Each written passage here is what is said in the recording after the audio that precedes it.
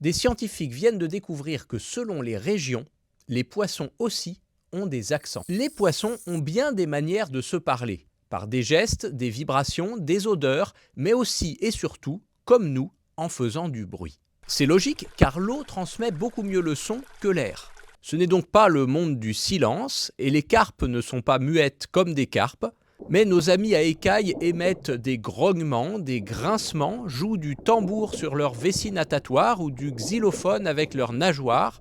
Bref, ils sont en général très bavards. Et le mois dernier, 2 chercheuses de l'université d'Auburn en Alabama ont démontré que selon les régions, les poissons avaient des accents.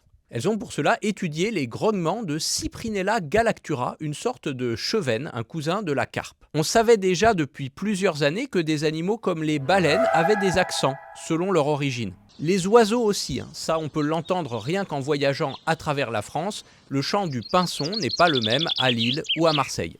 Mais pour les poissons d'eau douce, c'est une première. Et de rivière en rivière, leurs accents sont totalement distincts. Et cette découverte permet de les comprendre différemment. Déjà, ça évite les malentendus. Si un brochet vous dit pain au chocolat au lieu de chocolatine ou chocolatine au lieu de pain au chocolat, vous ne lui en voudrez pas. Mais surtout, ça met en lumière le fait que pour protéger un écosystème dans sa totalité, il ne suffit pas de protéger les espèces. Il faut aussi préserver la diversité au sein des espèces, et cette diversité n'est pas seulement génétique, elle est également culturelle. Elle peut prendre la forme de différents accents pour les poissons, mais aussi de différents comportements ou modes de vie, tout un patrimoine immatériel qui a un impact sur tout le reste du vivant.